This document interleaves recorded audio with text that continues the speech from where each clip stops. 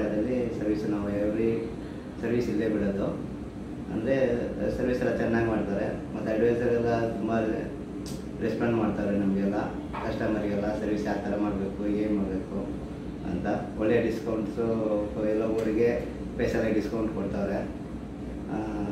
Almost ನಮಗೆಲ್ಲ okay ಇದೆ ಎಲ್ಲ ಸರ್ವಿಸ್ ಮಾಡಿಸೋಕ್ಕೆ.